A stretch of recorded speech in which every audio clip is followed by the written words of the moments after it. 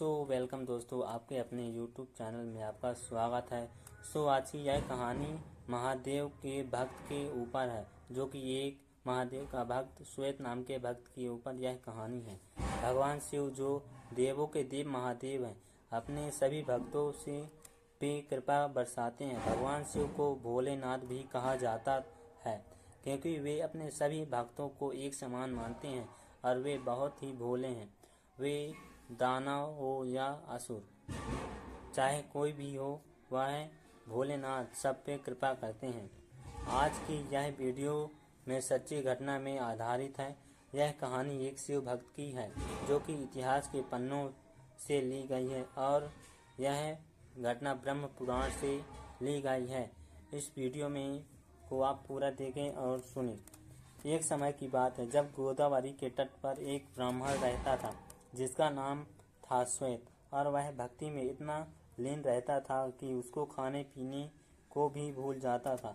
वह हर भक्ति के रूप में अपने प्रभु शिव को ही देखता था, भगवान शिव को देखा करता था। भक्ति करते करते एक दिन उसकी आयु पूर्ण हो गई और भगवान शिव की कृपा से उसे ना तो कोई बीमारी थी और ना ही कोई रोग था। जैसे ही उसकी आयु पूर्ण हुई, यम के दूत उसके प्राण हरने आए, परंतु वह श्वेत के घर में प्रवेश ना कर सके। ऐसे में जब चित्रगुप्त ने मृत्युदेव से पूछा कि श्वेत अभी तक आया क्यों नहीं, तब मृत्युदेव को यह सुनने को मिला कि उनके जो दूत गए हैं वह श्वेत के घर के बाहर ही खड़े हैं। ऐसा सुनकर मृत्युदेव खुद ही श्वेत के प्राण हरने के लिए उसके घर में आए, और वे जब अपने दूतों को घर से बाहर देखा तो वे पूछने लगे कि हे दूतों, आखिर तुम सब लोग श्वेत के घर के बाहर क्यों खड़े हुए हो। तब दूतों ने यह बतलाया कि अंदर तो प्रभु श्री हरि के दूत हैं और वे श्वेत की रक्षा कर रहे हैं और हमें अंदर जाने की आज्ञा नहीं है।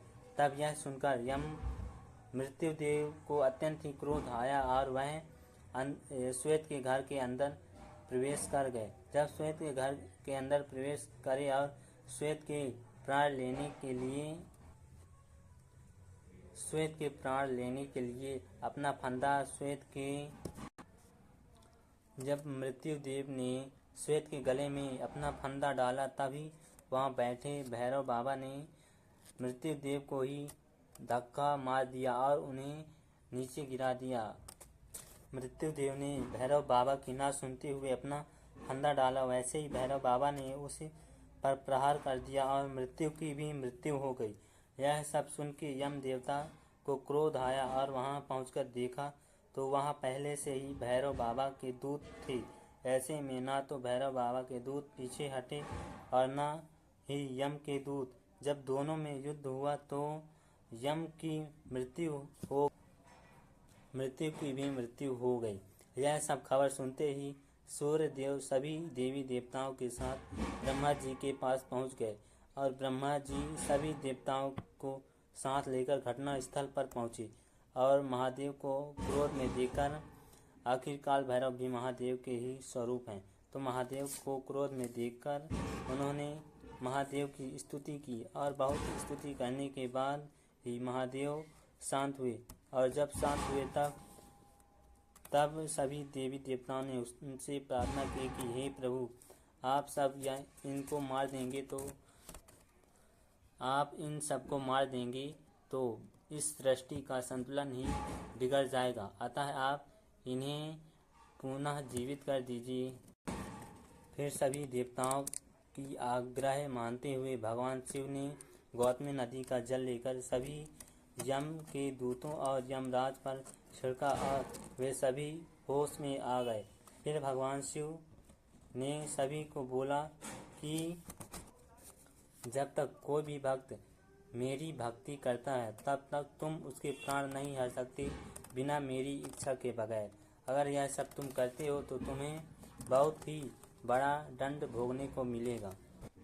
अतः दोस्तों, अगर आप भी भगवान शिव के सच्चे भक्त हैं तो भगवान शिव की सच्चे मन से और पवित्रता से पूजा पाठ कीजिए और भगवान शिव में ही लीन रहिए, क्योंकि वे ही आदि हैं और अनंत हैं। इस सृष्टि की वे ही करता धरता हैं, और जो भी भगवान शिव की भक्ति करता है उसकी मृत्यु भी जल्दी नहीं होती, क्योंकि उसकी रक्षा स्वयं भगवान शिव करते हैं।